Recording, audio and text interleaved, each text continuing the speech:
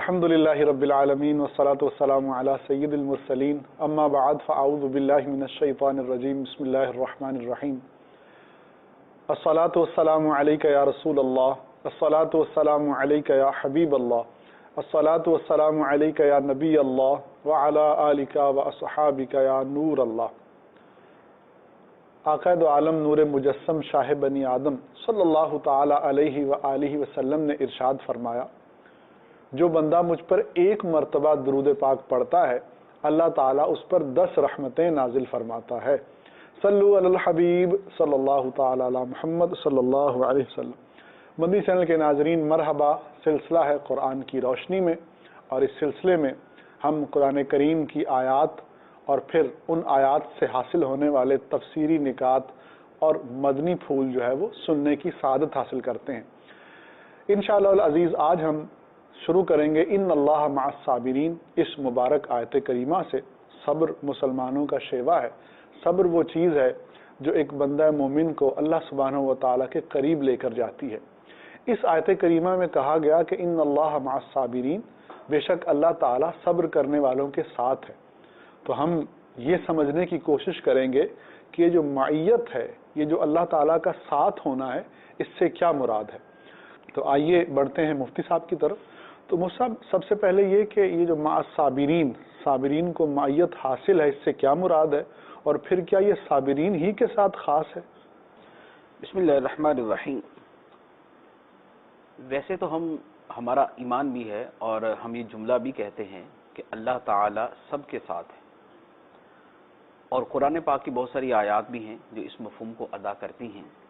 लेकिन उसके अंदर एक बात तो बिल्कुल वाज़े तौर पे पहले जो है वो बतौर अकीदा के जो है वो वाज़े हो जानी चाहिए कि अल्लाह ताला की माइयत से मुराद कोई जिस्मानी माइयत नहीं होती कि अल्लाह ताला जिस्म से पाक है। तो हम किसी के पास हैं तो हम अपने जिस्म के एतबार से उसके साथ होते हैं, लेकिन अल्लाह ताला इस तरह की माइयत से पाक है। अब यह है कि फिर माइयत से क्या मुराद है। तो अल्लाह ताला की माइयत की, उसकी शान के लायक बहुत सी सूरतें हो सकती हैं, लेकिन एक दो सूरतें वो हैं जो बड़ी वाज़ेह हैं, कुरान पाक की आयात से भी समझ आती हैं, और उलमाए किराम और मुफस्सिरीन ने माइयत का वो माना भी बयान किया। वो ये है कि अल्लाह ताला अपने इल्म के साथ अपनी कुदरत के साथ हर एक के साथ ही, यानी उसका इल्म जो है वो हर शय को मुहीत है, और उसकी कुदरत तमाम मुमकिनात को शामिल है। सुभान अल्लाह। तो वो अपने इल्म और कुदरत के एतबार से तो हर एक के साथ है। इसमें मोमिन काफिर का कोई फ़र्क नहीं, इसमें नेक और बद का कोई फ़र्क नहीं, इसमें आदिल और जालिम का कोई फ़र्क नहीं, इसमें इंसान और गैर इंसान का कोई फ़र्क नहीं, क्योंकि इल्म और कुदरत के एतबार से तो यकीनन अल्लाह ताला हर शय के साथ है, हर चीज़ के साथ। कुरान पाक के अंदर इस मईयत को भी बयान किया गया। चुनाचे एक जगह पर इरशाद होता है, फरमाया कि जहां पर 3 बंदे हों वहां पर चौथा उनके साथ अल्लाह होता है, और जहां 5 हों वहां छठा उनके साथ अल्लाह होता है, और इससे कम या इससे ज्यादा कोई भी हो अल्लाह ताला उनके साथ होता है, वो जहां भी हो। सुभान अल्लाह। इससे मुराद ये कि एक बंदा है या 1 करोड़ बंदे हैं, अल्लाह ताला सबके साथ है। लेकिन ये साथ होना किस एतबार से है, ये इस साथ होने के अंदर इल्म का मफहूम बड़ा वाज़ेह है। वो क्यों कि इस आयत मुबारका से जो पहले बात चल रही है वो अल्लाह ताला की इल्म ही की चल रही। तो बात पहले इल्म की हुई और इल्म के बाद अल्लाह ताला की मईयत की बात हुई। तो ये एक इशारा है कि अल्लाह ताला की मईयत इल्मी है, यानी इल्म के एतबार से अल्लाह ताला बंदों के साथ है। कुदरत के एतबार से भी है कि कुदरत इन्नल्लाह अला कुल्ली शैइन क़दीर, जो उससे इस बात होता है। अच्छा, इसी तरह एक दूसरी आयत मुबारक है और उसमें भी फरमाया तो ये गया वो अल्लाह तुम्हारे साथ है तुम जहां भी हो, लेकिन उससे भी पहले जो आयत चली है वो भी इल्म इलाही का बयान कर रही है। तो फरमाया कि वो जानता है जो शय जमीन में दाखिल होती है और जो जमीन से खारिज होती है, जो आसमान से उतरती है और जो आसमानों में बुलंद होती है, और उसके साथ फरमाया कि और वो तुम्हारे साथ है तुम जहां भी हो। तो इस आयत मुबारक का भी जो सियाको सबाक है वो इसी तरफ इशारा करता है कि यहाँ पर इल्म की बात हो रही है। تو اللہ تعالیٰ اپنے علم کے اعتبار سے ہر ایک کے ساتھ ہے. اس طرح بہت ساری صفات کے اعتبار سے ہو سکتا ہے. اللہ تعالیٰ کی جو دیگر صفات ہے، اللہ تعالیٰ اپنی رحمت کے اعتبار سے بھی سب کے ساتھ ہے، حتیٰ کہ کفار کے ساتھ بھی. دنیا کے اندر اس کی رحمت تو کافروں پر بھی ہے، تو دنیا کے اندر وہ اپنی اس رحمت عامہ کے اعتبار سے سب کے ساتھ ہے. اچھا، اب باقی صفات کو اگر لیں گے تو اس کے اندر بھی یہی چیز آ جائے گی. تو یہ ہے ایک معیت عامہ کہ جو عام ہے اور سب کے ساتھ ہے. دوسری ہے معیت خاصہ. معیت خاصہ ہے اللہ تعالیٰ کی رضا کی صورت میں، اللہ تعالیٰ کی رحمت خاصہ کی صورت میں، اس کے فضل خاص کی صورت میں اور اس کے کرم خاص کی صورت میں.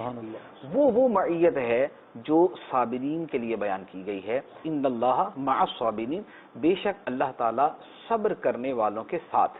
اسی طرح کی ایک اور آیت مبارکہ بھی ہے، اس میں دوسری طرح کے افراد کا تذکرہ ہے. اس میں فرمایا ان اللہ مع الذین اتقوا والذین هم محسنون، بے شک اللہ تعالیٰ ان کے ساتھ ہے جو متقی ہیں اور جو نیکیاں کرنے والے ہیں. تو یہاں پر اللہ تعالیٰ کی معیت صابرین کے ساتھ، متقین کے ساتھ، محسنین کے ساتھ بیان کی گئی. تو اب لازمی بات ہے کہ ان کی تخصیص کی تو کوئی خاص وجہ ہوگی، ورنہ معیت تو اس کی سب کے ساتھ تھی. وہ تو فرمانا وَهُوَ مَعَكُمْ أَيْنَمَا تَكُونُوا، تم جہاں بھی ہو وہ تمہارے ساتھ. تو یہاں پر جو ان کے اعتبار سے معیت ہے وہ ہے کہ جو رحمت خاصہ کے اعتبار سے ہے، جو قرب خاص کے اعتبار سے ہے، جو قرب رضا کے اعتبار سے ہے. تو یہ معیت رضا ہے. وہ معیت علم تھی، معیت قدرت تھی اور معیت دیگر صفات تھی. یہ معیت رضا ہے، معیت قرب ہے، معیت فضل خاص ہے. تو یہاں پر جو صابرین کے لیے اللہ تعالیٰ کی معیت کا بیان ہے وہ اسی اعتبار سے ہے کہ اللہ تعالیٰ کی طرف سے خاص معیت اور قرب حاصل ہے صبر کرنے والوں کو، تقوی والوں کو اور احسان کرنے والوں کو. اور یہ جو اس طرح مختلف توجیحات ہم کر رہے ہیں، یہ ہمارے اپنے بھی محاورات کے اندر ہے. ہم بھی اپنی زبان کے اندر اس طرح کی بات بولتے ہیں کہ کوئی آدمی کوئی کام کرنے جاتا ہے تو اسے ہمارے بارے میں اگر یہ شبہ ہو کہ پتہ نہیں ہم اس کام میں اس کی تائید کر رہے ہیں، ہم اس کام میں اس سے راضی ہیں یا نہیں، تو وہ پوچھتا ہے جی آپ مجھ سے راضی ہیں کہ میں یہ کام کر لوں؟ تو ہم کہتے ہیں ہاں یار میں تمہارے ساتھ ہوں، تم کیوں فکر، میں تمہارے ساتھ ہوں. بعض اوقات ہم یہ جملہ بولتے ہیں کہ میری مدد تمہارے ساتھ ہے. بعض اوقات یہ ہوتا ہے کہ ہاں میری اجازت اور میری خوشنودی تمہارے ساتھ ہے. تو بعض اوقات ہم یہ جملہ اس معنی میں بولتے ہیں کہ میری دعائیں تمہارے ساتھ ہیں، یار ہم آپ کے ساتھ ہی ہیں، میری دعائیں آپ کے ساتھ. تو اللہ تعالیٰ کے لیے دعا کے اعتبار سے تو بات نہیں ہو سکتی، لیکن اللہ تعالیٰ کے لیے فضل خاص، کرم خاص، رحمت خاصہ کے اعتبار سے یہ بات ہے کہ اللہ تعالیٰ کی خاص رحمت اور اس کی خاص معیت اور اس کی معیت رضا صبر کرنے والوں کے ساتھ. سبحان اللہ. مدنی چینل کے ناظرین، صبر کرنے والوں کے لیے بہت بڑی خوشخبری ہے کہ اللہ تعالیٰ کی معیت ہر ایک کے لیے ہے، چاہے وہ چھوٹا ہو یا بڑا ہو. لیکن وہ معیت عامہ ہے، لیکن ایک ایسی خاص معیت ہے جو صبر کرنے والوں کے لیے ہے، اور اسے معیت خاصہ بھی کہا جاتا ہے. جیسا کہ قرآن کریم میں اللہ تعالیٰ نے فرمایا ان اللہ مع الصابرین. تو اے صبر کرنے والوں، مصیبتوں پر اور آزمائشوں پر صبر کرنے والوں، خوش ہو جاؤ کہ تم جہاں کہیں بھی ہو، جس حالت میں بھی ہو، اگر صبر کر رہے ہو تو اللہ سبحانہ و تعالیٰ کی معیت، اللہ سبحانہ و تعالیٰ کا کرم اور فضل تمہارے شامل حال ہے. مدنی چینل کے ناظرین، اس سے جو اگلی آیت ہے وہ آیت ہے وَلَا تَقُولُوا لِمَنْ يُقْتَلُ فِي سَبِيلِ اللَّهِ أَمْوَاتٌ بَلْ أَحْيَاءٌ وَلَكِنْ لَا تَشْعُرُونَ. ترجمہ کنز العرفان. اور جو اللہ کی راہ میں مارے جائیں انہیں مردہ نہ کہو بلکہ وہ زندہ ہیں لیکن تمہیں اس کا شعور نہیں. آئیے مفتی صاحب سے یہ جاننے کی کوشش کرتے ہیں کہ یہ آیت کریمہ کس پس منظر میں ہے.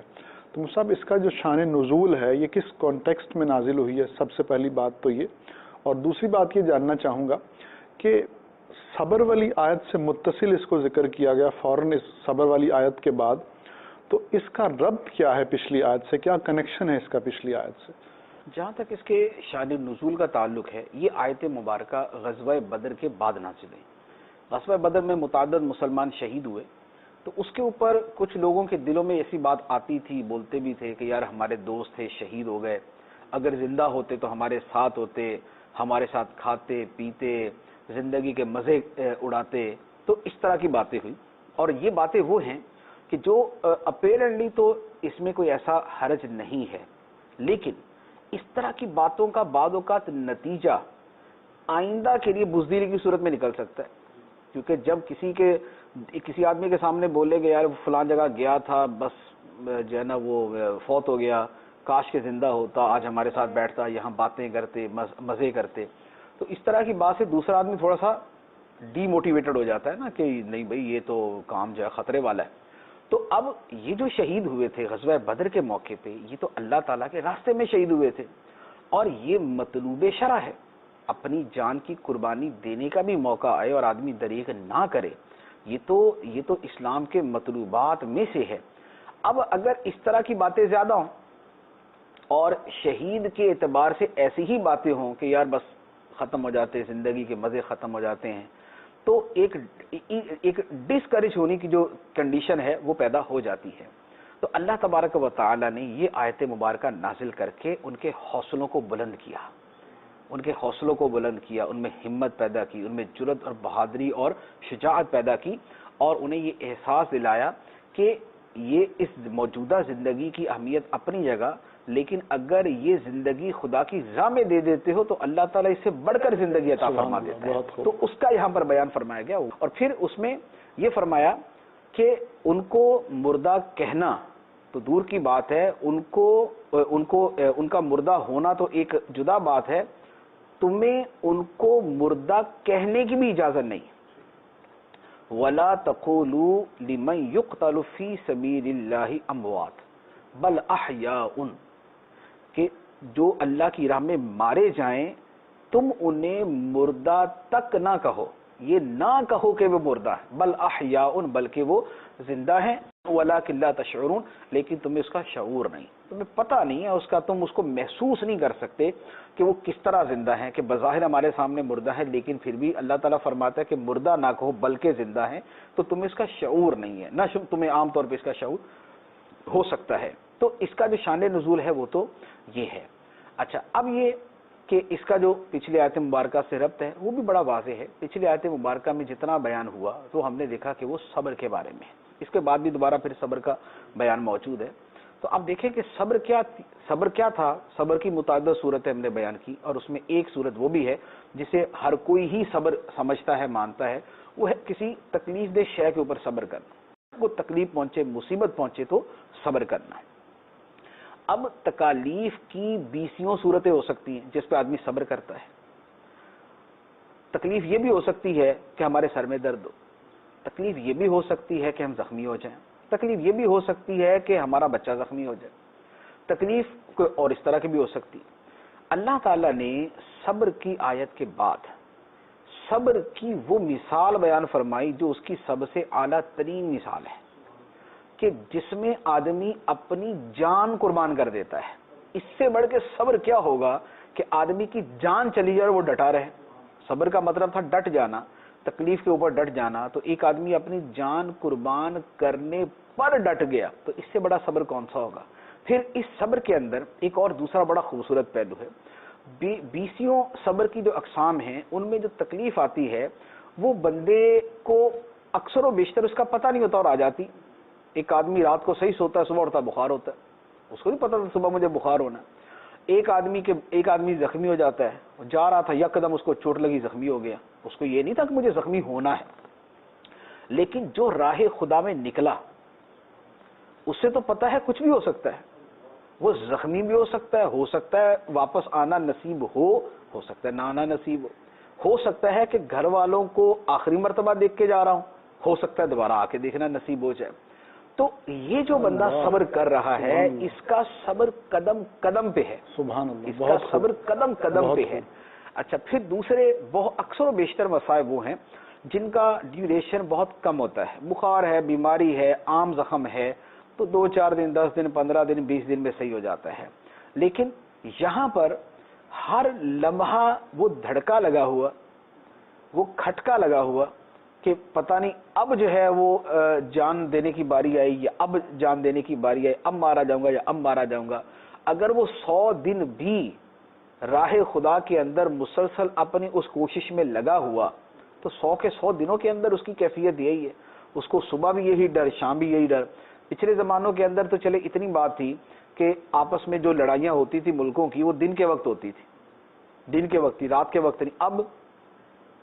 اب کے اعتبار سے منطبق کریں تو 24 گھنٹے کسی بھی وقت، رات کے 12 بجے ہوں یا 13 بجے ہوں، دونوں صورتوں کے اندر آدمی کو خوف ہے کہ پتہ نہیں کیا واقع ہو جائے گا، پتہ نہیں کیا واقع ہو جائے گا. تو یہ آیت مبارکہ چونکہ یہ جو صورت ہے صبر کی، یہ صبر کی دیگر مثالوں میں نہایت ممتاز، نہایت اعلیٰ درجے کی ہے. اس لیے اللہ تبارک و تعالیٰ نے آیت صبر کے بعد اس کی جو بہترین مثال ہے وہ اللہ تعالیٰ نے بیان فرمائی. سبحان اللہ. بہت خوب. مدنی چینل کے ناظرین، اگر صبر کی بہترین مثال دیکھنی ہو تو انہیں دیکھیے جنہوں نے اللہ سبحانہ و تعالیٰ کی راہ میں اپنی جانوں کو قربان کر دیا ہے، اور پھر اس کوشش میں لمحہ لمحہ ہر گھڑی اس بات کا دھڑکا لگا رہتا ہے کہ شاید ابھی وہ لمحہ آ جائے جس کا ہمیں انتظار ہے.